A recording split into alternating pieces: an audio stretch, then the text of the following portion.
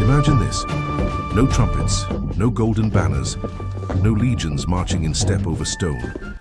Only the silence of the hills before the cry. And then, the thunder.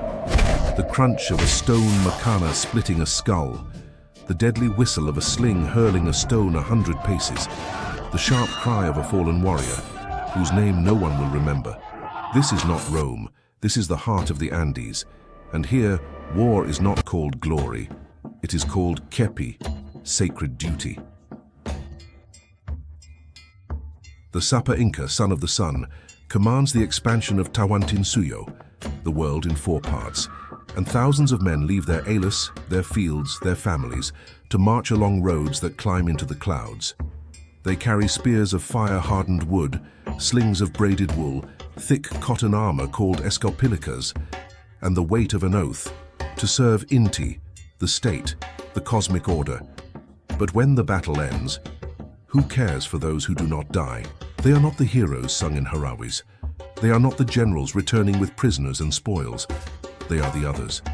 Those who come back missing an eye, with a leg shattered by a collar spear, hands burned by the cold of the punas, or souls shattered by what they witnessed in the lands of Chinchaysuyo. This story does not speak of temples built of perfectly fitted stone, nor of roads that bind an empire. It speaks of scars, of silences, of men who returned, but were no longer useful. Because in Tahuantinsuyo, everything had its place. Everything had its function. And when you could no longer fulfill your mita, your mandatory service, when you could no longer plow, weave, carry stones, or wield a makana, the system, however just in theory, began to see you as a burden. Inca warfare was swift, brutal, and close. There was no safe distance. No metal helmets to stop a stone hurled with ancestral strength. A polished stone makana, wielded by a warrior of the Chachapoyas or the Cañaris, could crush a skull like an eggshell. Spears, hardened in fire, pierced padded cotton and sank into lungs, livers, entrails. And slings. Slings were invisible. A smooth stone, launched with lethal precision, could shatter a jaw, tear out an eye, or break a spine with a single blow. Archaeological remains confirm it. Skulls with deep fractures, broken ribs, crushed femurs. Many of these men survived, at least at first. But in the Andes, the true battle did not end with the enemy's retreat. It began when the wounded, lucky if carried, were strapped to a kepi, a kind of leather and wood stretcher, by their comrades, and lowered down sheer trails toward the valley. Every step was torture, every bump, a stifled scream. There were no military hospitals, no doctors with bronze instruments, only the hampik, wise healers, men or women who knew the language of plants and spirits. They used sangre de grado to seal open wounds, muña to calm fevers, coca leaves to ease pain and strengthen the soul. But when the wound ran deep, when the flesh began to rot, there was no fire or iron to cauterize, only cold prayer and hope that the apu, the mountain spirits, might show mercy. Infection was the true enemy, silent, inevitable.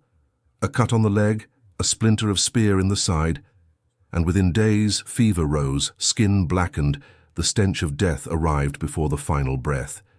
And even if you survived, what awaited you at home? Because in the Inca Empire there was no retirement, no gifted lands, no pensions, no special citizenship.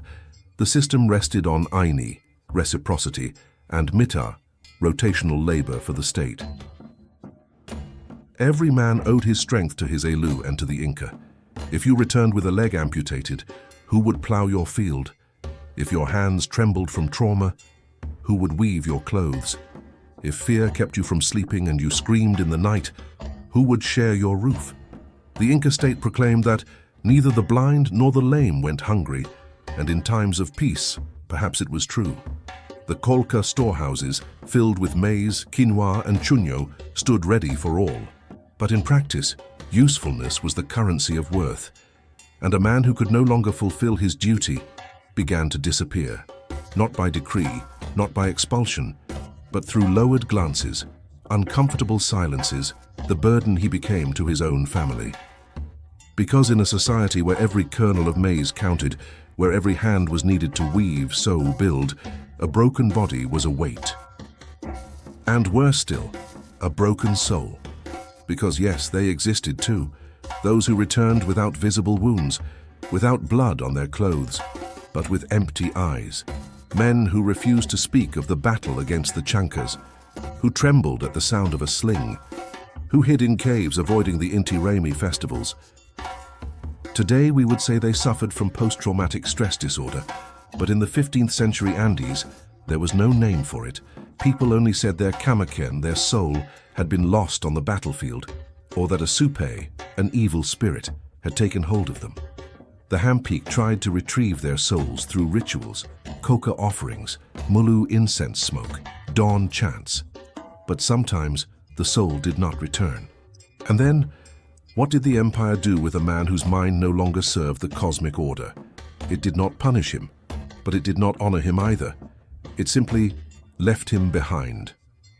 While the Sapa Inca received golden offerings in the Coricancha, while colonial chroniclers later praised the perfection of Tahuantinsuyo, in the corners of valleys on forgotten slopes, there were men who once marched with the army of the sun, and now begged for a handful of chuño, leaning on a wooden leg, their gaze no longer seeing the future. They have no statues, no chronicles record their names, but their bones, marked by war, sleep beneath Andean soil, and their stories are waiting to be told.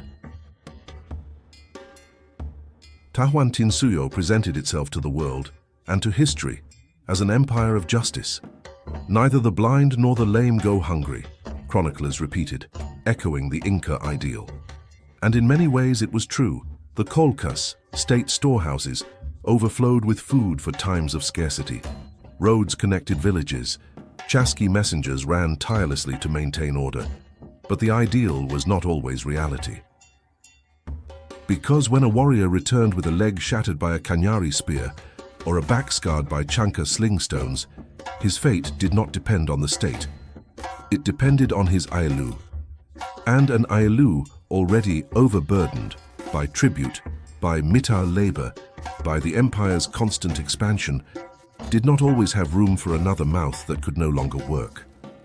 There were no laws saying abandon him, but neither were there real mechanisms to reintegrate a man useless for war and for the fields. Some, the luckiest, found a new role. If they could still speak, tell stories, remember, they became quipucamayocs, keepers of the quippus, teaching young people the knots that held the empire's memory. Others, with skilled hands but broken legs, carved smaller stones or wove nets in state workshops, aklawasi or yachaiwasi. But these cases were rare. Most simply returned to their community and waited. They waited for their brother to plow their field, for their son to carry water, for their wife to weave for two, and over time even that became unsustainable. There are accounts in the chronicles, though filtered through Spanish eyes, that speak of veterans living on the outskirts of villages, near Ushnus or in hillside caves, where no one saw them. Guaman Poma de Ayala, in his Nueva Crónica y Buen Gobierno, drew elderly and wounded men being ignored while nobles celebrated. They weren't enemies, they were invisible. And if the trauma was mental, the situation was even more precarious. Because in the Andean worldview, balance among body, earth, and spirits was sacred. A man who screamed in his sleep, trembled without reason, or avoided the sun, was not merely ill. He was out of place. It was believed his sami, his vital energy, had become contaminated, or that he had offended an apu by spilling blood without ritual. The Hampik tried to heal him with offerings, herbal baths, dawn chants. But if the soul did not return, the community began to withdraw, not out of cruelty, but fear. Because in a world where the spiritual and physical were intertwined, madness was not just sorrow, it was danger. Thus, many of these men ended up alone. Some vanished into the hills, searching for their spirits. Others offered themselves as servants in minor temples, where their silence was tolerated. And a few simply disappeared. Then came the collapse. When the Spaniards arrived with their horses, their iron, and their ambition, Tahuantinsuyo was already fractured by civil wars, and the wounded veterans, those who had fought against the Chancas, the Cañaris, the Collas, were dragged into a new war, a war they did not understand. Some joined Manco Inca's forces in the Vilcabamba resistance. Others, too weak, were enslaved in the Potosi mines or in encomiendas. Their scars, once symbols of service to the sun, were now marks of weakness in the eyes of the conquerors. And so, the double erasure was complete, first by their own empire, then by history. Because Spanish chroniclers wrote only of kings, temples, and treasures. No one asked about the soldier who lost an arm at the Battle of Yahuapampa. No one recorded the name of the young man from the Yungas, who returned blind and died begging on the outskirts of Cusco. Their stories were lost, but not their bones. Modern archaeology has uncovered dozens of skeletons in Peru, bearing clear signs of violence. Skulls fractured by macanas, ribs pierced by spears, femurs broken and poorly healed. Some show evidence of survival, bone calluses, attempts at healing. Others bear marks of infection that killed them weeks later. These are not the remains of generals. They are the bodies of purics, the common conscripts, who formed the bulk of the Inca army. Men who left their homes for a duty they never chose, and paid with their flesh for an empire that, at its core, needed them only while they could fight. Tahuantinsuyo was a masterpiece of social organization. But like every human civilization, it had shadows, and in those shadows walked the wounded. They were not betrayed by decree. They were forgotten in silence, because the Inca system valued harmony but did not know what to do with the disorder of suffering. Today, when we admire Machu Picchu or walk the Capac Ñan, we remember the grandeur of stone, but rarely do we think of the bleeding hands that raised it or the broken bodies that defended those roads. This story does not seek to condemn the Inca Empire. It seeks to humanize it, because behind every expansion, every victory, every myth, were real men, with fear, with pain, with names time erased. They did not ask for glory. They only wanted to return home. And for many, returning was not enough, because war does not end when the last spear falls silent. It ends only when the soul finds peace, and in the Andes, that peace often came far too late. Do you think Tahuantinsuyo should have done more for its wounded soldiers? Or was it inevitable in a society built on collective utility? Leave your opinion in the comments. If you liked this video, please hit like. It really helps more people discover these forgotten stories. And if you want to keep exploring the shadows and lights of the Andean world, subscribe to Andes Legends. Here, we don't just tell myths, we tell the truths the wind hid in the mountains.